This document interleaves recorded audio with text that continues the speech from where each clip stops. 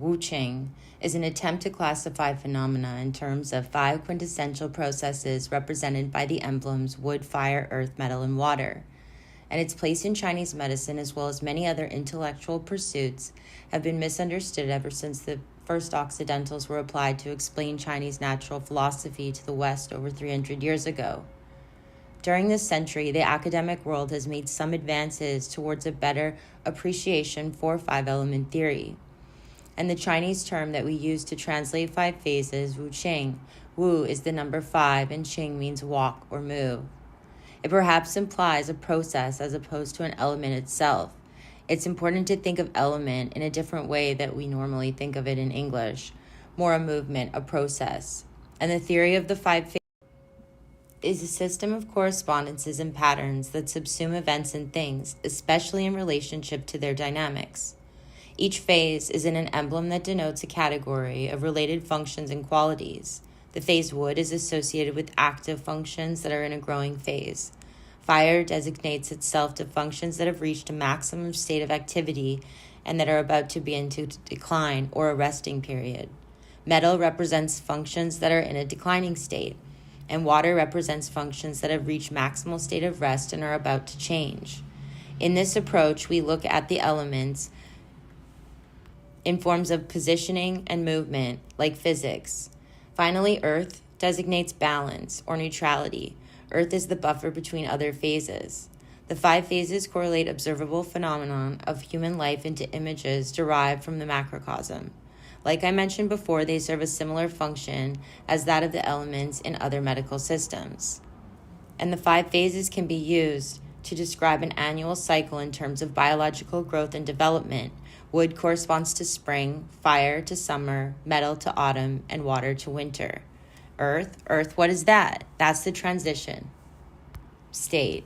It's where the qi of the body goes back inward in between the seasons, which is why our immune systems tend to get weak and there are flu season, seasonal colds, because our body's defense is actually going inwards and we don't have as much defense on the exterior in those transition cycles.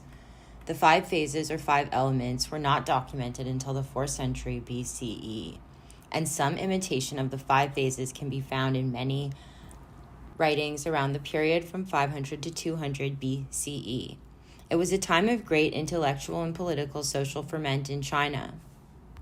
So the emphasis of the theory of the 5 phases was as much political as it was scientific.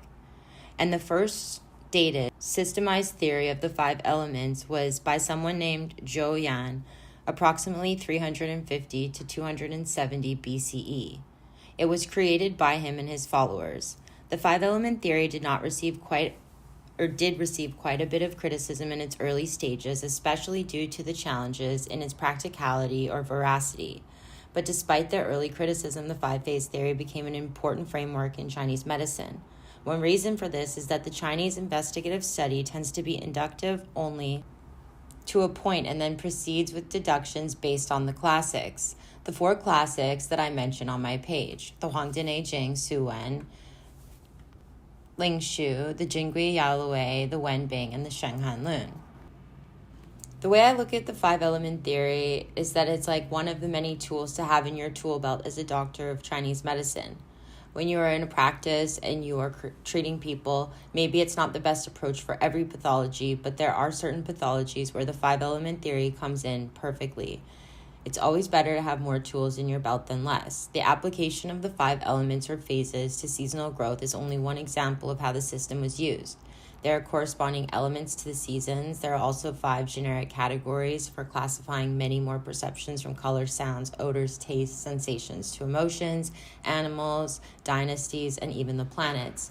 Ultimately, everything in the universe has a corresponding element. The correlations that were also made between the phases and the various organs and anatomical regions of the body were basically how the connection between phases of the 5 elements in medicine came about. I find it really interesting because in Chinese medicine, there's colors and tastes pertaining to organs. There's also an element that's pertaining to each grain and planet, like I said, sound. So definitely take a screenshot of the chart. It's in this video. The 5 phases are often used to describe clinical processes and relationships, and to help in the conceptualization of proper treatments. The 5 phases are also used to describe general processes that take place during the annual cycle. The mutual production order of wood, fire, earth, metal, water describes normal generative functions. In that sequence, the producer is called the mother and the produced is called the child. Some patterns of disharmony can be explained by reference to the mutual productions order, especially patterns of deficiency. As I'm writing out here, in case of deficiency, tonify the mother, and in case of excess, sedate the child, which is the treatment principle for the 5-element theory. The child of a deficient mother, for instance, becomes deficient for want of proper nourishment.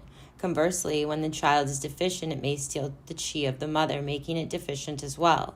If an organ is deficient, the treatment can be affected by strengthening the mother organ. When there's an excess of an organ or in the organ, the child can be drained.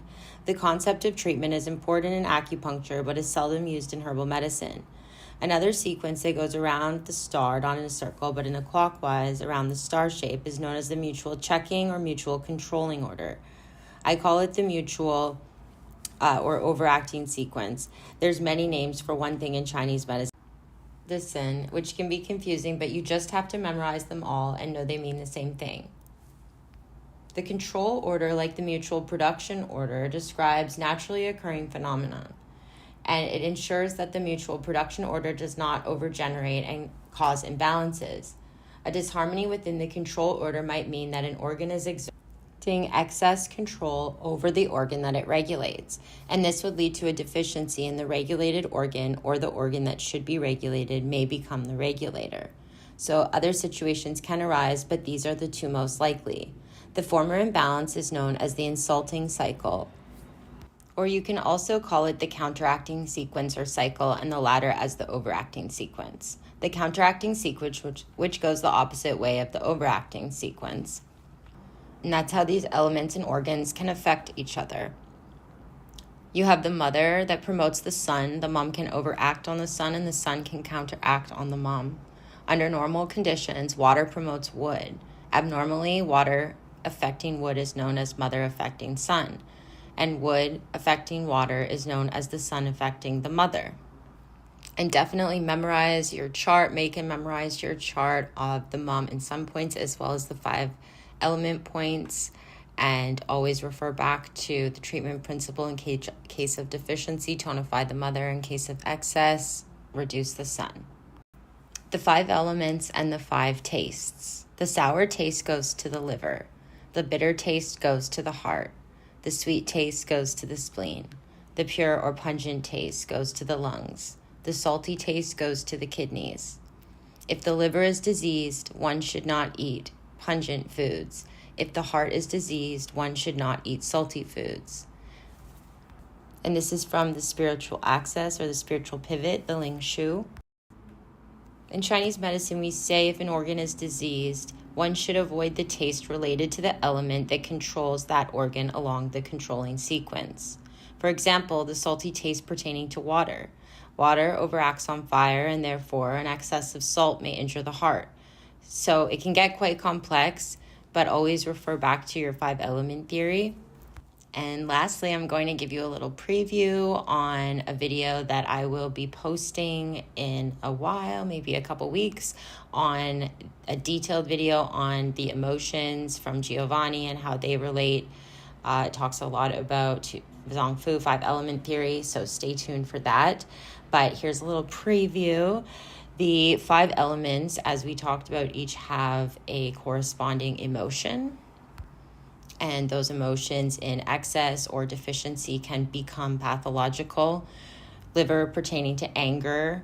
We know that too much excessive anger is a bad thing. But with joy, with the heart, it's like, well, how can too much joy be a bad thing? Well, it can be, somebody who's unhealthy, their immune system's shot, they have a bad diet, maybe they're already old age, they win the lottery, they get so excited and they have a heart attack and die. These things actually happen, right? So there is an amount of excessive, and I'm talking extreme excessive joy that can become be pathological. So we get into detail about stuff like that and talk about their Chinese names, the yi pertaining to the spleen, that's thinking, pensiveness. Obviously, too much thinking, pensiveness can injure or weaken the spleen. So we go into the 5-element theory and how we can, and it talks about how salt, even though salt pertains to the kidneys, too much salt can damage the heart, like from a Western medicine perspective. And I go into detail about that. So stay tuned for that video. Thank you for listening, and please subscribe for all my latest content. Have a great weekend.